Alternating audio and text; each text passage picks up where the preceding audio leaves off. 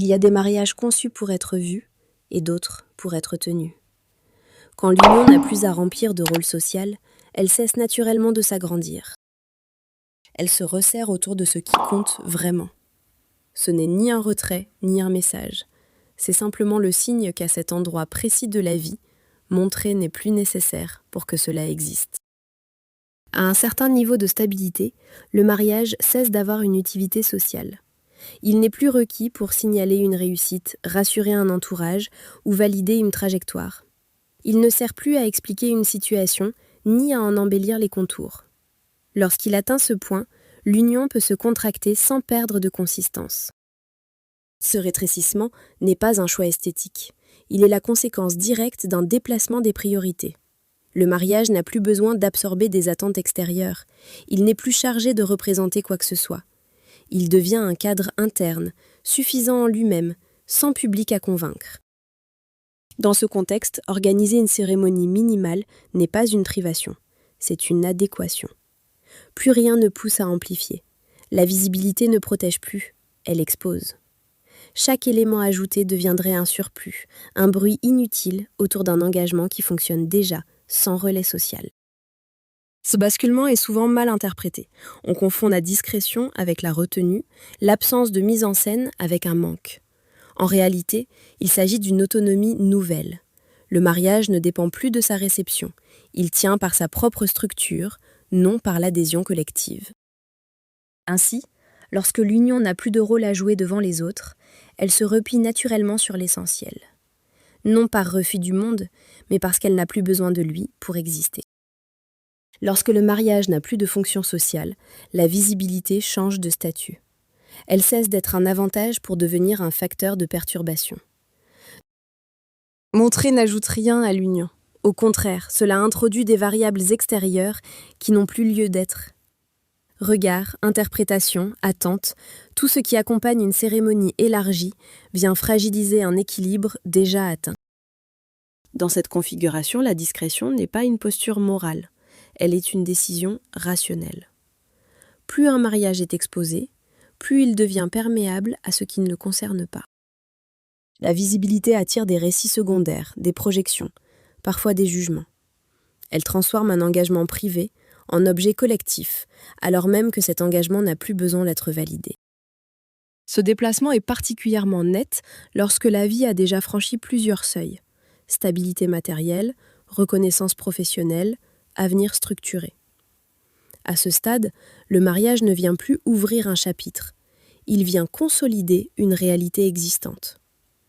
L'exposer largement créerait une disproportion. Le bruit serait supérieur à l'enjeu réel. La cérémonie réduite n'est donc pas un effacement, mais une mesure de protection. Elle maintient l'union à sa juste échelle. Elle empêche que l'événement dépasse ce qu'il est censé servir. Le mariage n'est pas amoindri par l'absence de mise en scène. Il est préservé de la surcharge symbolique. Cette logique introduit une inversion rare. Ce n'est plus la discrétion qui est défensive, mais la visibilité qui devient risquée. Montrer, dans ce contexte, reviendrait à ouvrir un espace inutilement large à des forces qui ne participent ni à la solidité du couple, ni à sa continuité. Ainsi, le mariage se tire à distance non par manque de moyens ou d'envie, mais par cohérence interne. Il se protège de ce qui pourrait le déformer. Et dans ce refus calme de l'exposition, il affirme une chose simple et ferme. À ce stade de la vie, ce qui compte n'a plus besoin d'être vu pour être réel. À partir du moment où le mariage n'a plus à jouer un rôle social, l'image devient une question de contrôle plutôt que d'expression. Il ne s'agit pas de cacher, mais de maîtriser ce qui circule.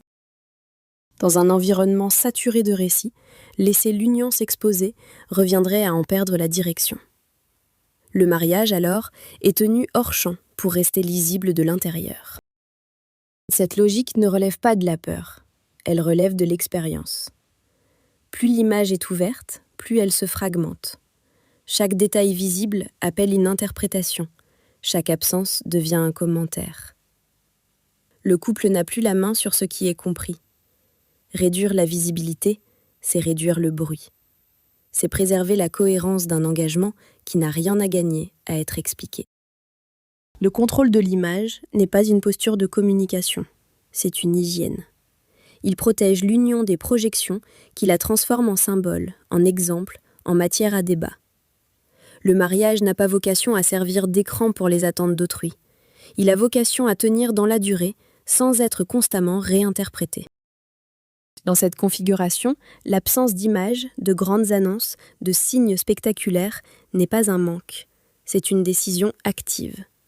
Elle permet de garder l'union à sa juste dimension. Le couple choisit ce qui doit rester interne et ce qui peut éventuellement être su. Cette frontière n'est pas morale, elle est fonctionnelle. Ainsi, le mariage se protège en se fermant partiellement. Il ne se rend pas inaccessible, il se rend stable. En contrôlant l'image, il contrôle surtout le rythme et le sens.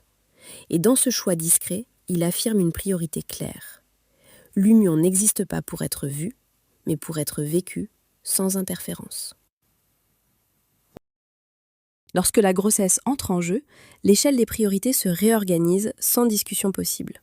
Le corps impose un rythme, le temps biologique s'avance, et ce qui relevait auparavant de la mise en scène devient secondaire. Le mariage n'est plus évalué selon ce qu'il montre, mais selon ce qu'il permet de tenir. La question n'est plus celle de l'apparence, mais celle de la capacité à absorber une responsabilité immédiate.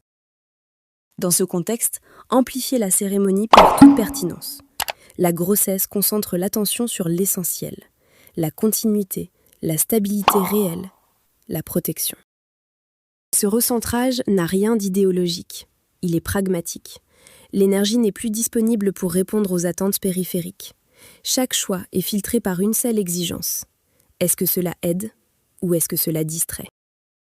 Le mariage change alors de fonction. Il n'est plus un moment à optimiser, mais une structure à rendre efficace. La visibilité, autrefois perçue comme un avantage, devient un facteur de dispersion. Elle consomme du temps, de l'attention, du contrôle. À l'inverse, la retenue permet de préserver des ressources devenues critiques. La grossesse transforme la discrétion en outil. Ce déplacement est souvent incompris parce qu'il ne produit pas de signes spectaculaires. On attend du mariage qu'il marque un sommet. Or, ici, le sommet est ailleurs. Il se situe dans la capacité à protéger un processus en cours, non à le commenter. La grossesse rend caduque tout ce qui n'a pas d'impact direct sur la solidité du quotidien. Ainsi, le recentrage opéré par la grossesse n'appauvrit pas le mariage. Il le dépouille de ce qui n'est plus nécessaire. L'union se resserre autour de sa fonction première, offrir un cadre stable à ce qui vient. Et dans cette concentration silencieuse, le mariage cesse d'être un événement pour devenir un point d'appui, discret mais décisif. Réduire la cérémonie n'est pas un compromis, c'est un choix stratégique. À ce stade, chaque élément ajouté doit justifier son utilité réelle. Or, l'ampleur ne produit plus de valeur. Elle consomme de l'attention, ouvre des angles morts, multiplie les interprétations. Le mariage n'a rien à gagner à s'élargir quand l'essentiel est déjà engagé ailleurs. La cérémonie minimale fonctionne comme un filtre. Elle élimine ce qui relève de l'attente sociale pour ne garder que ce qui sert l'union. Moins de scènes, moins de récits parallèles, moins de symboles à gérer. Ce resserrement n'appauvrit pas le sens, il le clarifie. Le mariage cesse d'être un message et redevient un dispositif. Dans cette logique, la sobriété n'est pas une esthétique mais une méthode. Elle protège le couple d'une inflation symbolique qui détourne l'énergie au moment où celle-ci doit être strictement allouée. Chaque décision vise l'efficacité, tenir, durer, ne pas se disperser. La cérémonie réduite n'est pas une absence de célébration, c'est une célébration calibrée à l'enjeu réel. Ce choix tranche avec l'idée dominante selon laquelle l'importance se mesure à la taille.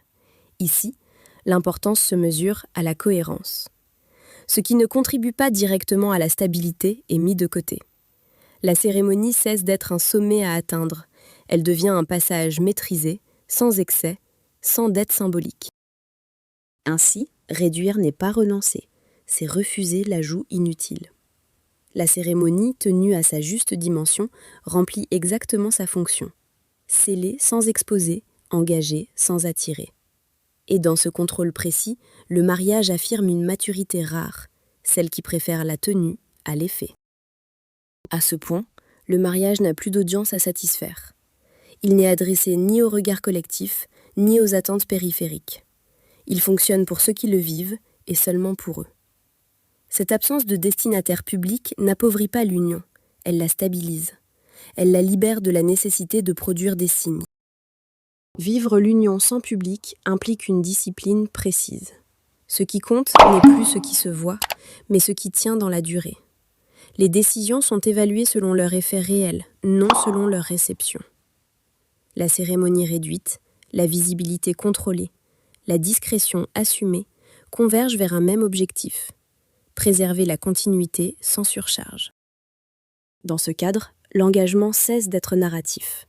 Il ne cherche pas à être raconté, encore moins commenté.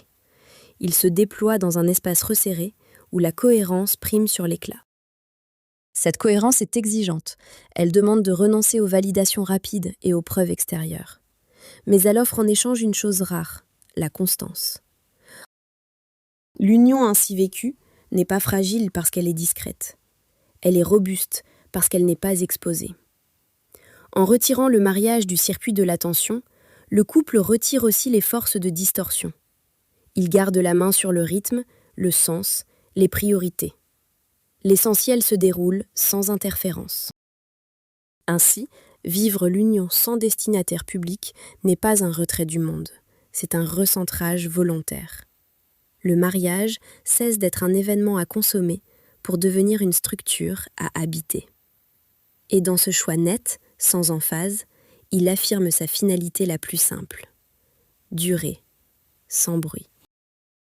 Ce mariage n'a pas été réduit par manque, mais par maîtrise. Rien n'y a été sacrifié, tout y a été choisi. À ce stade de la vie, l'essentiel n'a plus besoin d'être amplifié pour être réel. L'union tient parce qu'elle s'est retirée du regard, et c'est précisément dans ce retrait que réside sa force. Vivre sans audience, durer sans bruit.